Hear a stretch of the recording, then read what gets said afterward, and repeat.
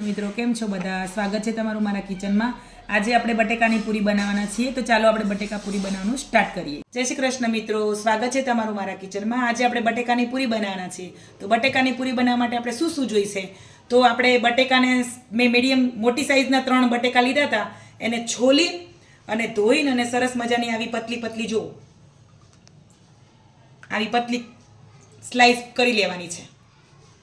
હવે આપણે મસાલા જોઈ લઈશું કે એમાં આપણે શેની જરૂર પડશે. તો મીઠું અને હળદર, આમાં 2 જ વસ્તુ આવે છે, અને અજમો. ચલો આપણે બેટર બનાવી દઈએ.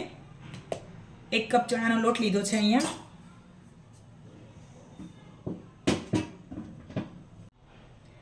આ 2 કપ મેં અહીંયા 2 કપ ચણાનો લોટ લીધો છે. હવે આપણે બેટર બનાવીશું. તો ચાલો આપણે બેટરની તૈયારી કરી દીધી છે, તો આપણે બેટર બનાવીશું. આપણે થોડીક હળદર લેવાની, આટલી જ, બહુ વધારે નહીં. થોડી આપણે હિંગ એડ કરીશું.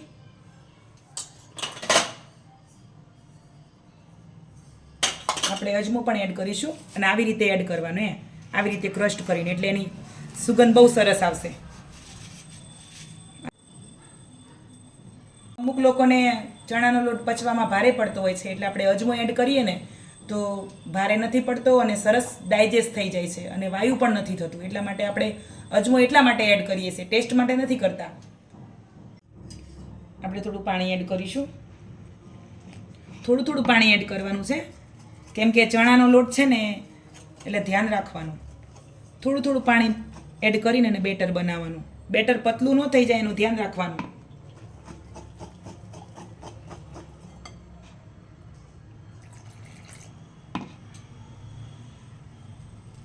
કેમ કે આપણું બેટર પરફેક્ટ બનશે ને તો આપણી પૂરી સરસ ફૂલશે. અને આમાં એક ખાસ વાત કે આમાં અમુક લોકો સોડા નાખતા હોય છે બટેકાની પૂરીમાં, એટલે બટેકા તેલ પી જાય. એટલે એટલા માટે જ તેલ પી જતા હોય, કેમ કે આપણે સોડા નાખ્યા હોય. એટલે આમાં સોડા બિલકુલ નથી નાખવાના. મસ્ત મજાનું આપણે બેટર બરાબર મિક્સ કરી અને લગાતાર હલાવતું જવાનું છે. તમે જોઈ શકો છો આ રીતનું આપણે બેટર બનાવવાનું છે. જુઓ, આ રીતનું બેટર હશે ને, જો રિબિન થાય છે ને આખી, જુઓ આવી રીતે રિબિન થવી જોઈએ. સરસ આપણી પૂરી ફૂલશે, પકોડી જેવી ફૂલશે આપણી પૂરી સરસ. તો આપણે પૂરી બનાવવાનું સ્ટાર્ટ કરીશું. જો આ રીતે પૂરી બટેકાની ચિપ્સ લઈને અને આવી રીતે સરસ કોટ થઈ જાય એટલે હળવે રહીને આપણે તેલમાં આ રીતે મૂકી દેવાનું. બળાઈ નહીં એનું ધ્યાન રાખવાનું.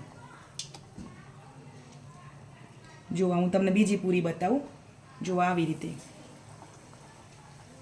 રીતે બધી જ પૂરી તેલમાં મૂકી દેવાની છે.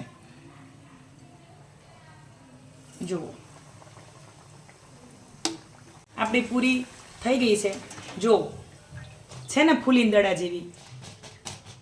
તો તૈયાર છે આપણે બટાકાની પૂરી. જોઈ લો, છે ને સરસ મજાની. જુઓ કેવી ફૂલી છે. જો